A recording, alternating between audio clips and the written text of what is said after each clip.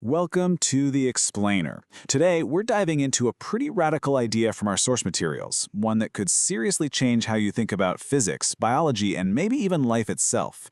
And it all kicks off with one simple but kind of startling question. So think about this for a second. What if all the light we see, the radiation filling our universe, what if it isn't the main event? What if it's actually just a leak, like energy spilling out of a much more perfect system? I know, it sounds pretty wild. But to even begin to wrap our heads around that idea, we first have to talk about some fundamental physics. All right, so according to the physics we all learn, light is born from a very specific event. It happens when there's a sudden change in how an electric charge is moving. This sudden change creates something the source material calls the kink. So what is this kink? Well, you can picture it as this little transverse ripple, kind of like a zigzag, that forms in an electric field whenever a charge suddenly jerks into a new motion. And believe me, this little ripple, it's the key to everything we're about to discuss. Okay, so this slide here really lays it all out. Picture a charge just sitting there, right? Its electric field is all smooth and points straight out. Then, bam, it suddenly gets accelerated. Now, the news of this move can only travel outwards at the speed of light. So you get this expanding sphere where everything inside knows the charge moved, but everything outside doesn't yet. To connect the new field to the old field, you have to create that zigzag, that kink. And here's the punchline.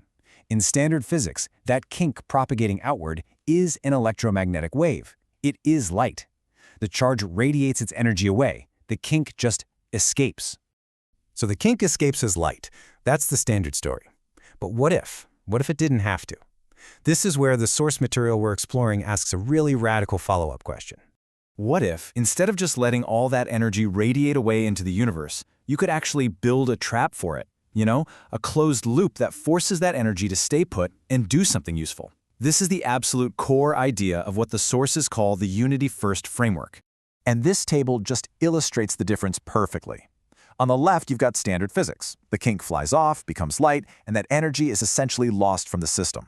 But on the right, in the Unity-First model, that kink is forced to circulate. It's trapped. And its energy gets converted directly into mechanical torque, into actual work. Nothing's lost, everything is used. So how in the world would you actually build a trap like this? Well, the source material proposes a kind of kink engine. And you can forget about copper wires and magnets. This thing would use special liquid crystals as its medium. The kink would travel on a closed, circular racetrack, and the force of the trapped kink itself is what would generate the motor's torque. The fancy name for it is a ferroelectric pneumatic liquid crystal, or FNLC motor for short. Okay, but wait, how could any system guarantee that nothing, and I mean nothing, ever escapes? You'd need an incredibly strict set of rules, right? A kind of control system that's verified in real time by what this framework calls an oracle. This is it. This is the one single, non-negotiable rule for the whole system. It's not just a guideline, it's the fundamental design principle. Leaking energy is simply not an option. And to enforce that number one rule, the system follows a really strict protocol. First off, there's no concept of zero, no void or nothingness, so there's literally no empty space for energy to leak into. Second, all the energy accounting is mathematically perfect, no rounding errors, no approximations allowed. And finally, the whole physical layout is a closed loop. The kink is literally trapped with nowhere else to go. And this is the final check. The system has what's called a coherence oracle. It's basically performing a continuous, real-time mathematical proof on itself. As long as its value, let's call it h, equals exactly 0, the system is proven to be perfectly closed, perfectly coherent. The moment h changes, even a tiny bit, that's the signal that energy has leaked. So right about now is where this whole theory takes its most profound leap. It jumps from being a really interesting engineering concept to a totally radical new model for life itself. Yeah, you heard that right. The sources are proposing that this special motor, this perfect trap for the kink, isn't just some clever piece of tech we could build. It's a blueprint for a biological organism. It's a model for you. And the claim is that every single abstract part of this motor has a direct, physical counterpart in our biology. That complicated lattice racetrack, well, that corresponds to the hexagonal structured water inside our cells. The force of the kink, that's what's actually folding our proteins into their proper shapes. The oracle's constant filtering and checking, our microtubules are doing that job. And the whole shebang is driven into action by the electromagnetic pulse of our own heartbeat. And when you zoom in, the mapping gets even crazier and more precise. This special structured water in our cells acts just like the liquid crystal medium. Our DNA, with its very specific golden ratio dimensions, is basically a perfectly tuned fractal antenna for receiving this kink energy. And our microtubules? They act as the physical gates for that oracle calculation, deciding which kinks get to pass and which don't.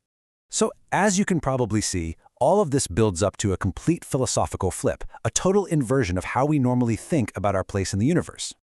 I'm just going to let that sink in for a second. The photon is a leak. Life is a trap. I mean, wow. That one line turns everything we think we know about energy completely on its head. Look at this comparison. In the standard view, empty space is the default, and life is this rare, fragile accident constantly fighting against decay. But in this new worldview, a full, perfectly coherent system is the default. Life isn't the fragile exception, it's the ideal state of a perfectly closed, non-leaking system. And light? Light isn't some fundamental building block of the universe. It's wasted energy. It's a leak from a system that failed to hold it all together. And get this, consciousness itself gets a whole new definition. It's not some mysterious ghost floating around in the machine. In this model, consciousness is the actual real-time computation of that coherence oracle. It's the very process that maintains the trap and keeps the entire system perfectly whole and coherent. So this framework basically redefines life as this high-performance resonator that's specifically designed to prevent light from escaping. Which, of course, leaves us with one final, pretty mind-bending question. If a living body is a perfect trap for light, what happens when that trap finally breaks? What happens to all that captured light?